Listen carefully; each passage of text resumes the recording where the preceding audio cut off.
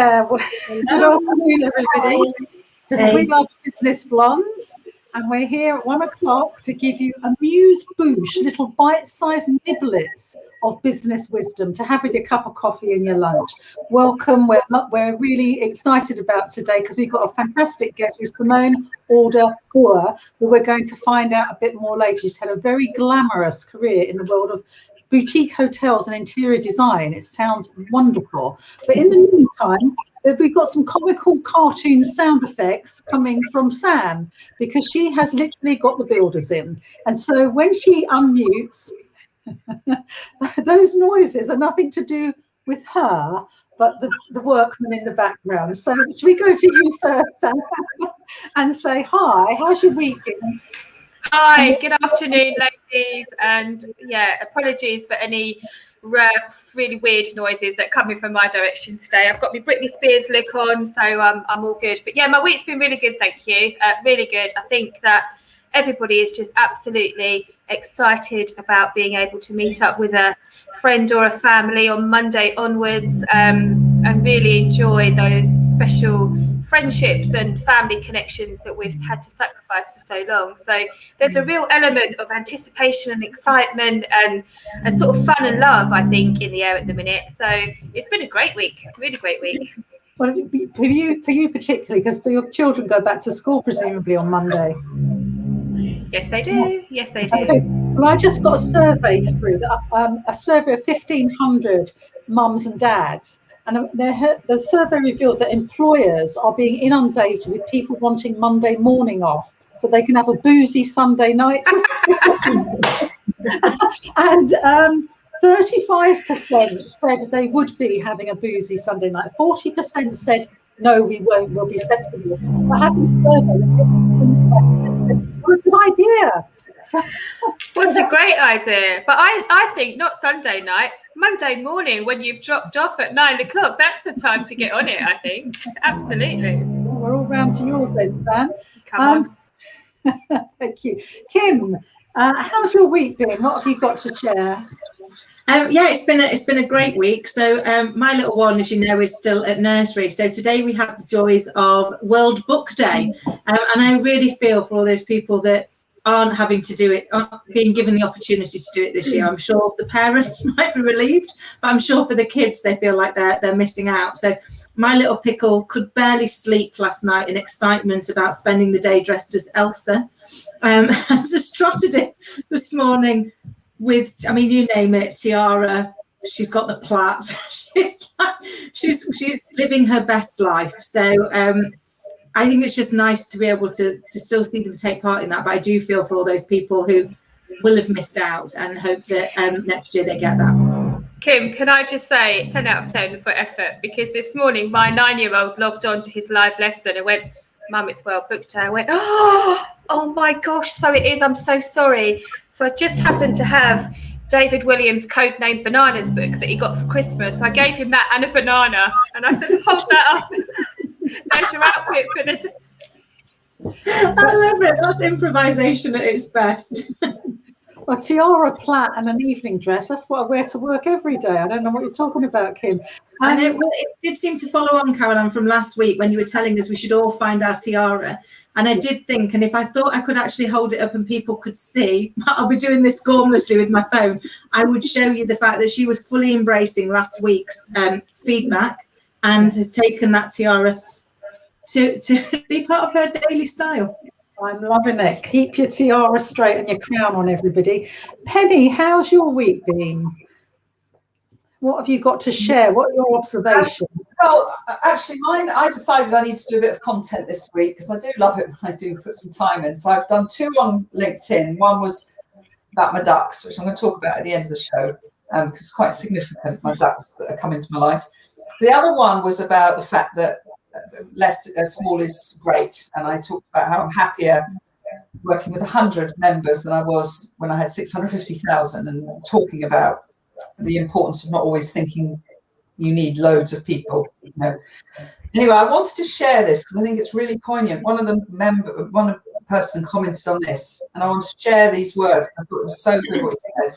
He said, I have 21,000 followers on LinkedIn, 37,000 members of my charity UK group, 12,000 members of my education group, just under 5,000 friends on Facebook, and around 4,500 followers on Twitter.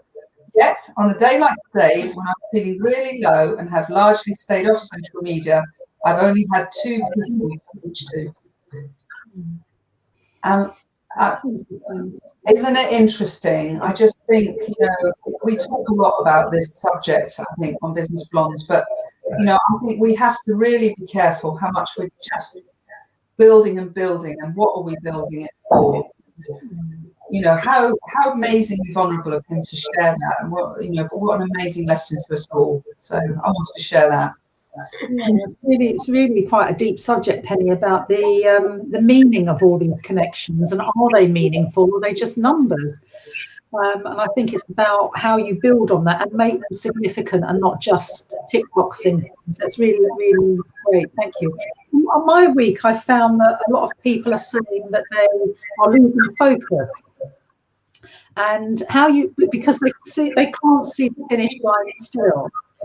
And so I've been saying, when you go for a run, you don't think of the finish line, you just think of the next step in front of you. So don't worry about losing focus, just keep in the now right now, because the finish line is actually on its way. So I think that's what we're trying to help people, not be overwhelmed, not be flat, not be unfocused, just try and do what you can right here, right now. That's what I'm hearing. So welcome, Simone, our special guest this week, and I've got a little bit of exciting blurb on Simone. Simone Aïda Baur is the founder of Global Inspirations Design, which is a Switzerland-based award-winning boutique interior design consultancy. Simone founded Global Inspirations Design after years of working in the luxury hotel industry. What a lovely job. And she's worked all over the world, and you speak many languages, and her mission is to design sophisticated interiors that provide a sense of home for private individuals. How wonderful, Simone. Welcome. Thank you very much, and thank you for having me. So tell us a bit about your journey from luxury boutique hotels around the world to narrowing it down to working with private individuals. Well, I've always had, even as a child, I've always had some interest for design, and I used to love to move around furniture in my bedroom and decorate my room, and changing it around quite often. And that is partially, obviously, I think, influenced by my parents and my upbringing, and their love for architecture. My dad was an architect and engineer. And, it just kind of like was a passion already from early on. But I also always had this desire to explore the world from a very young age. And my favorite toy was actually a globe, which I used to spin and play with and just imagine, what the world is like in different places. And so it kind of these opposing interests. One, the home, which is obviously the most personal space, and on the other hand, the big wide world. And so the passion for exploring and getting to know the world and other people was what led me into my first career, the hotel industry. And my first job was actually in Jamaica. So not the most obvious place in the world, but I just really wanted to go somewhere exotic and experience the world. And I happened to watch a movie when I was 19 that took place in Jamaica, and I completely fell in love. And that's why I say often that Tom Cruise changed my life, because he was in the movie. So I took that chance, and I went to Jamaica, and from there it literally started. I studied tourism management as well a few years later, but I really then got into the hotel industry and was traveling all over the world and working in these different hotels. So on one hand, that has influenced me because I've lived on 3 continents in 7 countries, and I moved 25 times. So every time I had to move, I obviously needed to, design my home and decorate it. And that was one of the, best part of moving for me, is to design a home from scratch. And I had a few items that would travel with me around the globe, because I felt like the moment I put down this vase or whatever it is, this is my home now. But at the same time, I would like to, you know, bring in the local culture and understand, you know, the local architecture and design, and kind of like mix and match these, you know, these different design styles. And that just kind of taught me what I like to call a sense of home, because I feel it is so important that we feel, you know, that our home is our safe haven, because that way we can really be our best self and go out into the world as our best self. And especially when you live in a foreign country where you don't understand the culture yet, or the language maybe. I do speak 6 languages, but I've lived in countries where I didn't speak the language. So it's still, you know, it helps you to feel, you know, good about yourself, and because it's your safe place. So that, combined with also the inspiration, obviously, I gained from all these wonderful hotels. And because the last few years that working in the hotel industry, I worked in sales, and I got to travel extensively also for business. And I would always choose the hotel according to their design. So I could explore it, and I would really analyze the design and the materials used, the concept, the colors. And that kind of led to, you know, realizing that I didn't want to just appreciate or enjoy these spaces, but actually create them, which is why I then signed up for Klc School of Design, which is a London-based design school. And I did a distance course, so only some regular visits to the school, but mostly was done by distance, which was quite a novelty at the time, but nowadays the norm for so many different careers. And I happened to be in the British Virgin Islands in the Caribbean at the time, and I also got to do my first design project there, an entire villa, and ended up winning an award for the kitchen. And that kind of like set me off. And from that moment, I knew that, you know, I wanted to have my own business. And it's always kind of like been in the back of my mind, like a dream to have my own design business. And that's how I got started. Absolutely amazing. It sounds a really gorgeous career you've had. Did you want to say something, Sam? Well, first of all, just in between the drilling, just the thought of being somewhere exotic like that, you could just feel the heat on the back of your neck and the warmth, which sounds just idyllic at the moment. But anyway, being somebody that's just going through a big renovation at home, and somebody that's not creative in any sense, and actually the interior design is stressing me out slightly, because I have no clue. What would be the biggest tip that you would give to somebody that's embracing on a big project at home? Oof, that's a loaded question. Well, I think the main thing is to really get very clear what you're trying to achieve. It's just like, you know, you can't, if you get in the car and you don't know where you're going, you're never going to get there, really. So it's kind of like understanding what's your goal, what's your end goal, what you're trying to achieve, what's the feeling you want to achieve. How do you want to feel in the space? You know, what's the emotions? Like, just imagine walking into your front door, or what is the feeling you want to experience when you walk into that front door? And then use that to start creating that clear path and that concept of, in design is called the design concept. You know, the colors, the shapes, the type of furniture, the style, because there's so much out there. But it's important to just really have a clear vision, and then you stick to that no matter what, and leave out all the distractions. So, I don't know if that helps, but it's lovely. Yeah, something that I've been really intrigued by over the last year during the Zoom world is how people represent themselves on Zoom and what their backgrounds are like. I don't know about, I know. You know, I know it's beautiful, and I go onto some Zooms with people when I'm looking for experts that can support us in our community. And those hideous backgrounds, you know, they're messy or something else. Immediately, I think, oh no, it's. I don't know if you've sort of thought about that when you're looking at people on Zoom. Is that something you've become aware of? Absolutely. Yes, very much so. I mean, it's obviously there's the virtual backgrounds, which I think is always a good escape if you cannot, you know, create the background of sorts.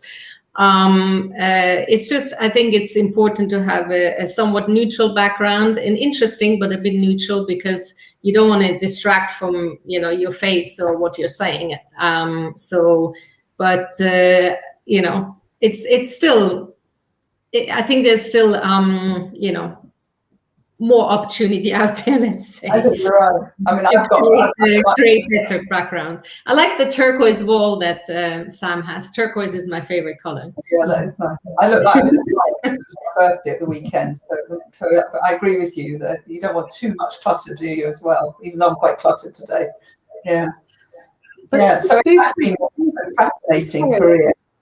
No, I was going to say boutique hotels are just so lovely, and they're kind of a relatively new thing of the last 20 years or so. Are there current trends? I know you're not in that world exactly at the moment, but are there trends going forward that you can see developing now in the world of luxury hotels? Well, I mean, I don't do this luxury design. I mean, as in luxury hotel design.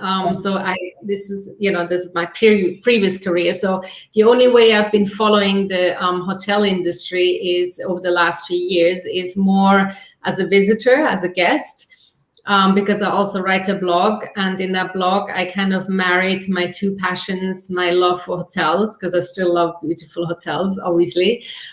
Who doesn't? and also I enjoy writing, and I like to analyze design. So I visit boutique hotels.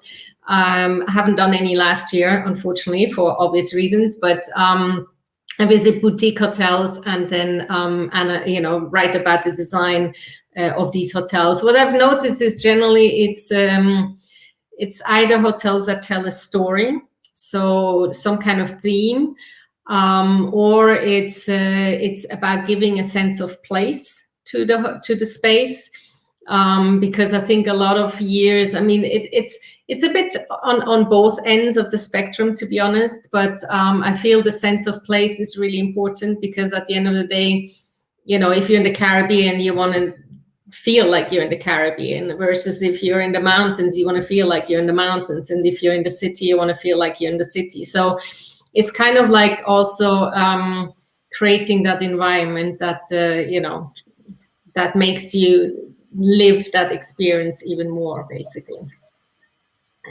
I love that, and I love such a fascinating journey. And I think, am I right? Would it be Cocktails and Dreams that was the bar that was in the film that probably got you started? That's right. It has a lot to do for a lot of us, and it sounds like you've kind of really embraced that view of going out there and just creating your dream world. So what advice would you give for people who are nervous about, can they take that leap? Can they go and trust their dream and make it a reality? I mean, to be honest, at the time, like I said, I was very young. I didn't really think about it. And I think that's the best thing, is to not think too much. Because nowadays, and also myself, as I get older, I think too much about things and what could go wrong, and, how it could be, and all of that. So sometimes it's just, I believe that our gut feeling, or, our instincts, they know exactly. It knows exactly what is right for us. So it's, sometimes with age or with experience that we have, and, some backlashes or fallbacks or failure, so to speak, even though failure, I think, is the biggest teacher of all. I think it's, it's just trying to come back to that space where you just trust your own instinct. And if you feel that this is what you really need and want to do, then just go for it and do it. Because at the end of the day, nobody knows what would have happened if you chose another route. And you'll never know. So there's no point in thinking about it, because once we've gone a certain path, we follow that, and there's always a way of, going another direction again. So it's just important to keep, stopping and just analyzing, and then make the next step. So sorry, I love it. On your blog, you say transform your space, transform your life. And I was thinking about, we've all been so in our homes, and have you noticed a massive shift in people realizing the importance of investing in their home over the last year? To some extent, yes. I mean, there is a lot of, it is obviously become a front of mind. It has become a subject more than ever. And people, this is something I personally have been preaching for years, how important the home is and, you know, how it affects our health and well-being, because I truly believe that. And I've experienced that myself personally. Like I said, the many times I've moved. And it is affecting. I mean, the pandemic has affected interior design, the world of interior design, in so many ways. And for one, it's as you pointed out, obviously the home office and how we use our space has completely changed. And it's quite interesting that for many years, especially in terms of architecture and layouts, we were going to its open plan, open plan kitchen, open plan living, open plan everything.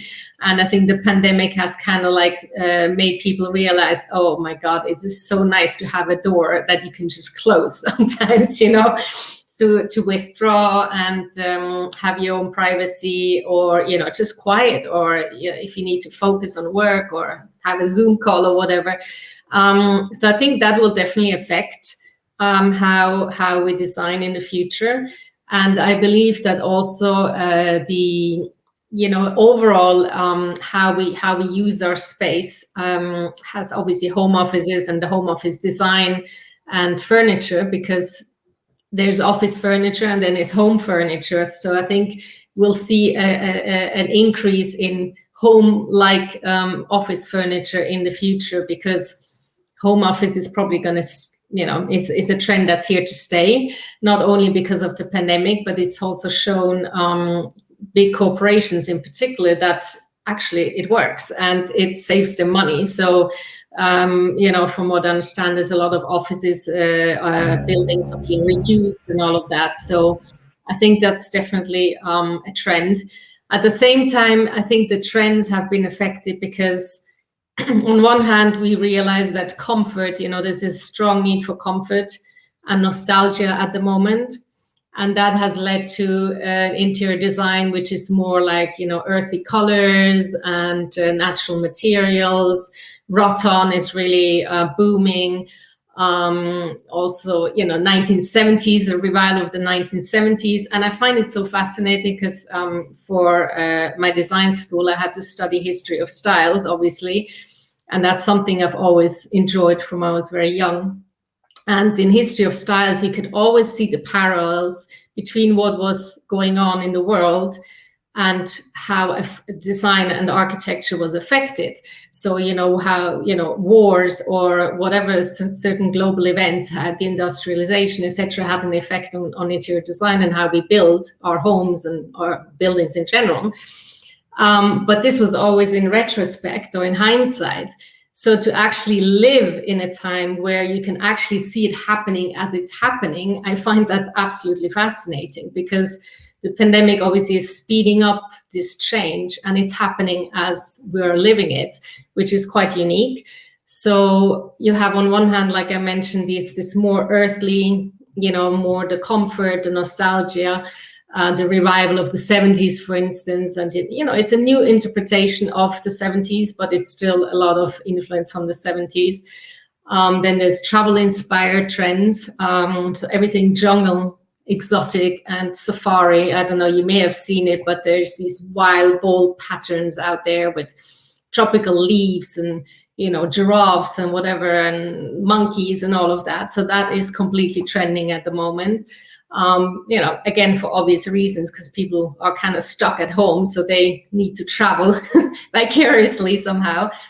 And at the same time, there is this sense of minimalism for a certain group of people who realize, what's really important is the connections we make, the people in our lives, our families, and not so much materialistic things. So that's leading more to a minimalistic approach. And on the opposite side, there is a trend for maximalism, which is quite extreme at the moment. So there is, you would have these very bold colors and bright patterns and big, ginormous,